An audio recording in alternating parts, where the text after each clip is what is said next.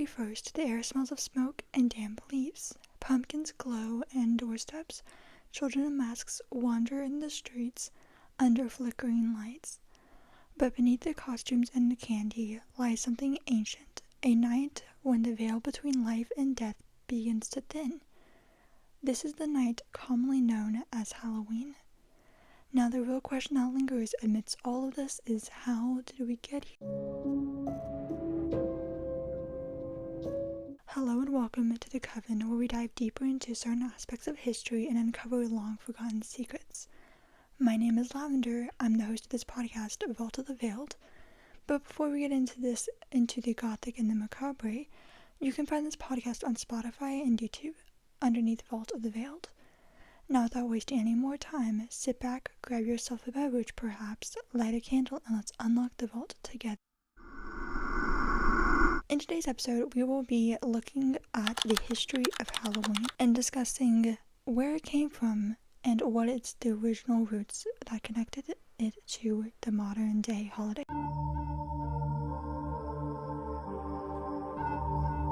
Now, to answer this question, we have to travel all the way back to the ancient Celtics, where the roots of this holiday grow deep in tradition and honoring.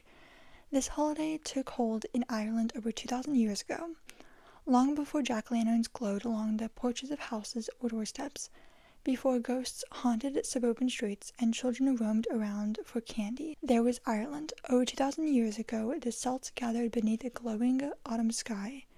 The harvests were soon to be finished, the fields stripped bare of their grown crops, the air feeling heavy with both the scent of smoke and earth combined. It was officially Samhain, the night that marked the death of summer and the coming of the dark known as winter. Fires blazed near and in homes, creating great beacons for the encroaching night. Villagers would circle around them, whispering prayers amongst themselves to the old gods, offering food and drinks to the ancestors long since past, who would have began to wander the night aimlessly. For on this particular night, the living and the dead could walk side by side. Now let us delve into how this all started. First, let's get the actual word it was called before the Halloween, as well as the meaning of the word. Samhain is the actual word it was called before Halloween, and its meaning is quite simple. It's the first day of November, celebrated by the ancient Celts of the festival marking the beginning of the winter period. The word itself literally translates to summer's end. For agrarian Celtics, this was the end of the harvest season, where livestock was brought down from the fields. Crops were then stored for preparation during the wintertime. Think of this as like bears and squirrels, and really anything else that hibernates, gathering up their food and storing it wherever they plan to hibernate, and stay there until the spring, when it starts to get warmer again and the plants slowly bloom back to life.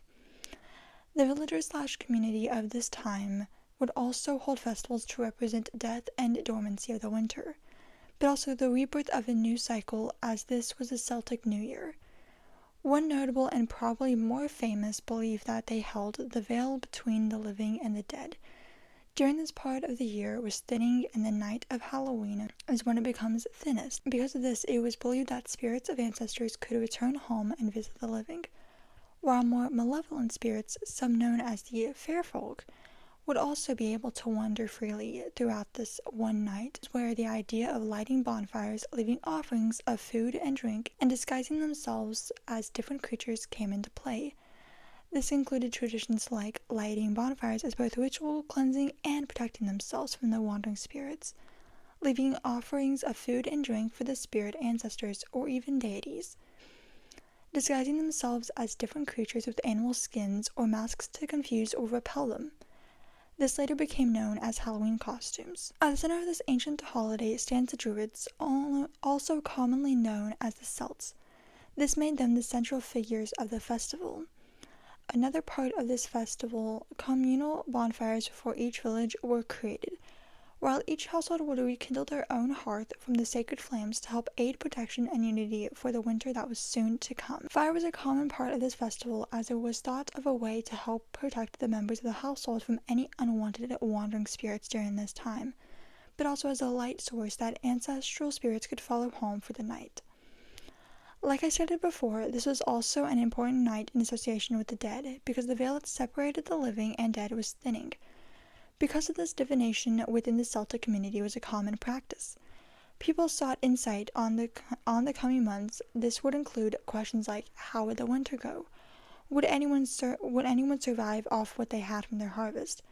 But also they wanted to know things in regards to love or fate. This was done through numerous divination practices, like scrying or apple bobbing. This involved young unmarried people biting into an apple, bobbing in water, or hanging from a string on a line. The goal of this was to be the first person to be able to bite the apple and to be the next one allowed to marry.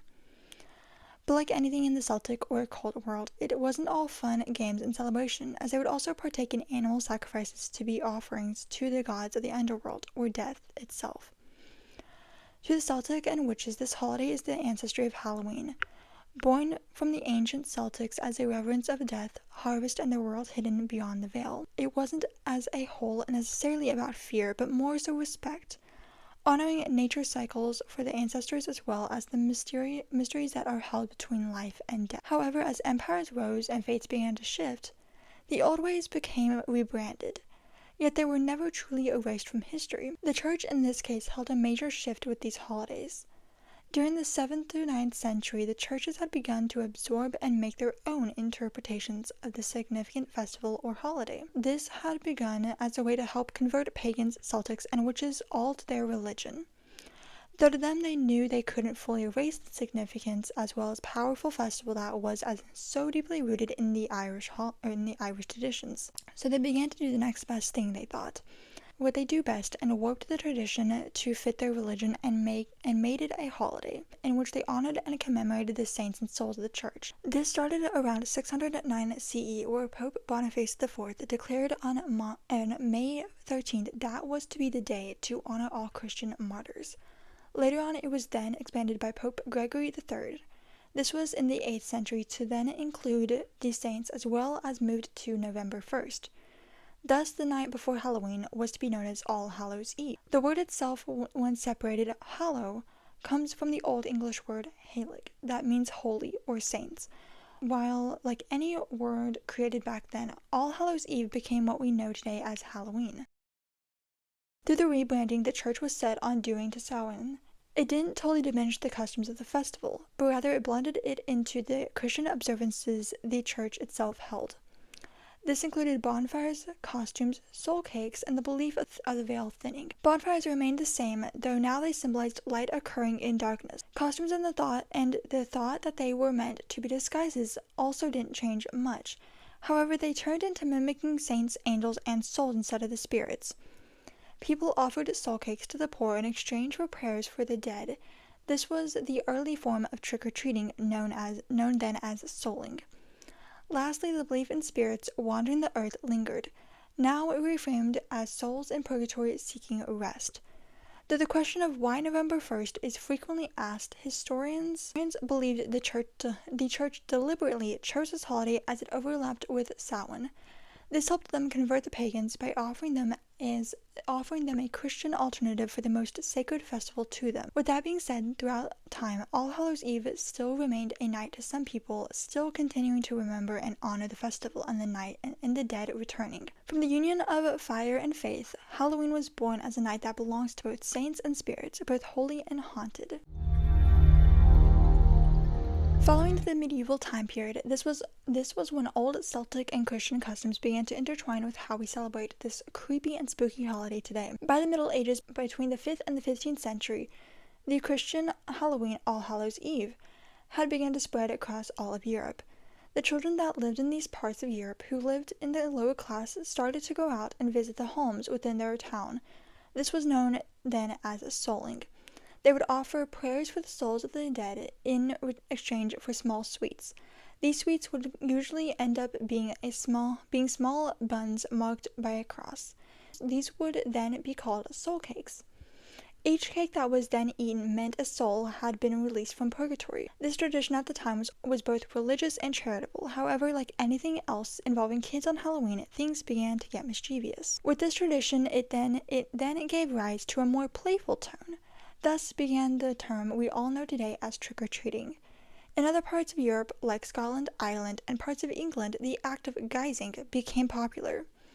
This would consist of people dressing up in costume and going from door to door, reciting poems, jokes, and even sometimes songs, then in exchange for sweets or coins. However, unlike souling, this act held no religious purpose and was purely out of entertainment and fun. People that took part in this world oftentimes wear masks of animal hides, echoing the ancient Samhain disguises used as a way of confusing wandering spirits. This may seem familiar, as this became what we know today as wearing costumes. Like I said before, fires in this ancient holiday held a symbolic meaning. This didn't stop as it continued on into the Christian version. However, in this case, it was considered a symbol of light conquering darkness in the darkest night, as well as prayers rising to heaven to then hopefully be answered. Looking back at the traditions and customs of Halloween, there is one part that isn't talked about enough, or has been long since forgotten: the use of bells. Though this was more common in the church, as bells were rung all throughout the night of October 31st, as a way of both comforting the souls in purgatory, but also to ward off evil spirits of the night. This actually began as a job that some people would partake in, though the payment was bread or ale rather than in coin. This carried on up until the 17th century. And you can't go through history of Halloween without talking about the superstitions that followed, especially with the witches as well as the occult. This was mostly prevalent during the Renaissance through the early modern age, as the holiday became intertwined with superstition and the progression of the fear of witchcraft. Following this, one of the more commonly heard superstitions of the time were black cats. These animals specifically were seen as the witch's familiar. People even went as far to believe that the witches themselves would transform into these cats as a way to possibly trick the community. Then, of course, Halloween itself would come to be commonly associated with witches, as people began to believe that they would fly on a broomstick to consult with the spirits that would wander throughout the night. Ironically, though, Halloween wasn't just a night to dress up and eat candy. It was also considered a romantic night. Now let me explain before you look at me like I'm crazy. There were many divination games that were invented, seeing as how Halloween night, the veil between the living and the dead, was at its thinnest. Some of these games also happened to be centered around finding their future love or even the person they were going to marry. Games like apple bobbing, nut boning, and mirror scrying were the most common to be played. I've already gone over what apple bobbing is earlier, so we can skip right over to nut burning. Nut burning was simply throwing two nuts into the fire to predict a couple's fate based on how they would burn together, while mirror scrying could be inferred one of two ways. Mirror scrying was a game where a girl would gaze into a mirror by the candlelight on the night of Halloween. She might see one of two things if she was lucky: the face of her future lover, or sometimes just a spirit if it wasn't so lucky.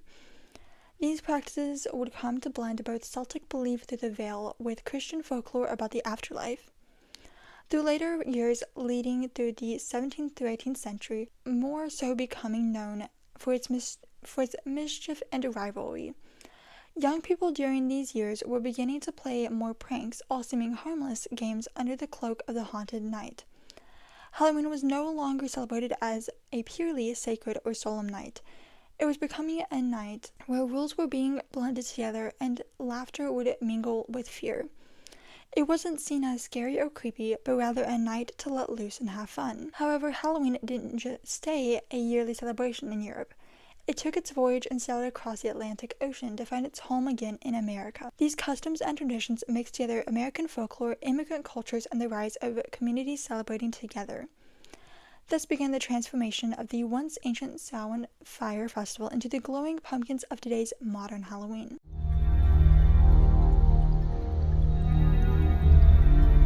During the 18th through 19th century, this was a prevalent time for Irish and Scottish immigration, though these people weren't just coming over with some of their belongings.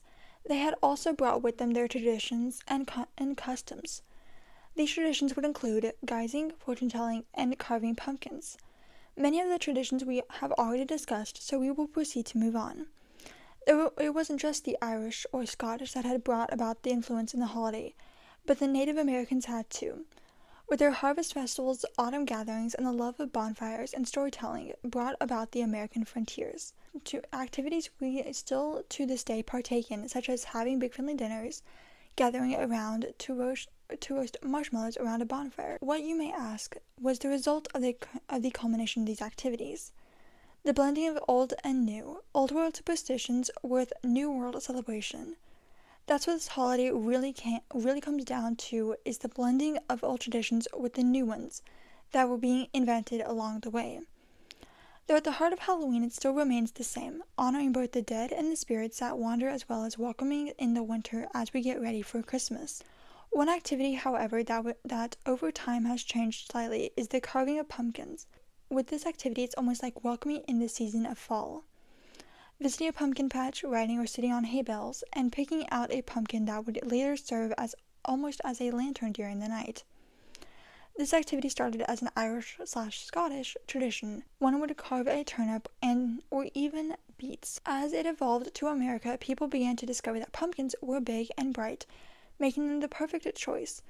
With the change of tradition still being the same, just a different vegetable, it then quickly became the new guardian against warding off spirits. Now it more so stands as a symbolism that autumn is approaching.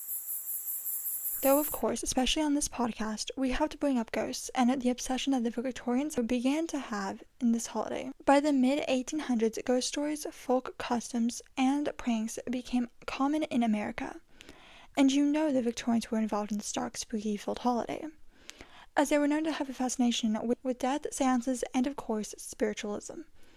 They started to embrace this holiday as it carried with them everything that they loved. Women, during this time especially, would partake in the divinatory side of things, using items like mirrors, apple peels, and candlelight to divine the faces of future lovers. In certain parts of America, for instance, rural communities, Mischief Night was born.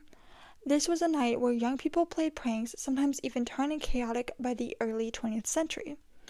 What had once been a sacred fire later became a night of mischief and mystery, the spirit of Samhain now wearing a mischievous grin.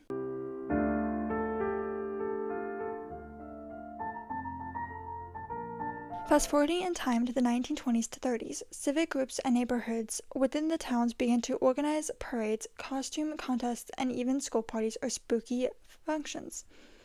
In the end, making Halloween safer and more kid-friendly. Like I said before, trick-or-treating became a common activity formed by both souling and guising. This activity then became a common family household event by the 1950s. Through this activity, candy companies started marketing their products within the Halloween realms to help influence consumers to buy during this busy holiday. This holiday that had emerged as Samhain's firelight vigil honoring the dead now had become a celebration of creativity, imagination, and the unknown. But the shadows of the old world still are being shown through. The flicker of a candlelight inside a pumpkin giving light to the wandering spirits of the night. The masks kids wore to hide their faces, confusing the spirits, and even the thrill some people find in what lies in the dark, a whisper of the echo through the ancient hills of Ireland and Scotland.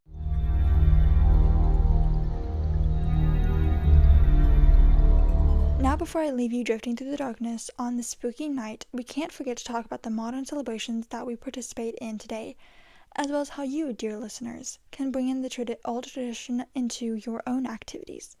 So grab your candles, pumpkins, and a cozy beverage, because we have one last stop to make before I send you on your way. Through the many years, the ancient fire festival has been through changes and evolution. Though this holiday was once a festival honoring the dead and welcome winter season, transforms into what we experience every year. Through the fall activities of carving pumpkins, big family gatherings, and even roasting marshmallows by the fire, this all started as just a Celtic holiday, as is now a holiday known around the world. Moving throughout the 20th century, the media industry has slowly taken over what the simple holiday used to be. With the ever-growing fandom of horror movies, mystery or thriller/horror books, and even the costumes themselves. By the early 20th century, mass-produced costumes were being manufactured from common Halloween figures like witches, ghosts, skeletons, and zombies, to then later introducing pop culture icons. This activity later became a symbol of identity play, where people were able to dress up to express their imagination, fear, and creativity. As costumes began to rise, so did cinematic films. The horror cinema takes its place in Halloween's modern identity. Films we know and love still to this day being shown across homes and even schools. Popular films include Dracula in 1931, Frankenstein in 1931, and The Mummy in 1932. These films made fear glamorous and thrilling underneath the stage lights. Farther along then came John Carpenter's Halloween in 1978, thus redefining the holiday for modern audiences and linking the date forever with horror storytelling. Eventually, horror films made its way through Halloween's history and turned it into a celebration of the imagination's darkest corners. Looking back through the history of this ancient holiday at the center, still to this day stands the Samhain festival as the beating heart of what we all know about Halloween today. Still today, the old traditions have not died down, as both pagans and witches continue to partake in practices of the old world. Some of the more modern practices that are done during this holiday are ancestor altars, making altars for past loved ones or the witches' ancestry as a whole. This isn't meant to be seen as worship, but more so as honoring and remembering them. Lighting candles for the departed or the lost souls, divination of any kind, and sometimes ritual feasting, holding a dinner also sometimes for the dead loved ones. The Celtic concept of the thinning veil, when the dead can cross into the world of the living, remains central to the witches' celebration, with the celebration of Halloween changes in many different forms, but still keeping it the same at the center of it all. There now exist two different forms: cultural, costumes, candy, horror movies, and community fun. Spiritual, reflection, remembrance, and honoring the ancestors. Despite commercialization, the spirit of Samhain survives to this day, continuing to remind us of life, death, and rebirth. So you can either celebrate the cultural, or spiritual forms of Halloween, or even blend the two together to create your own little holiday.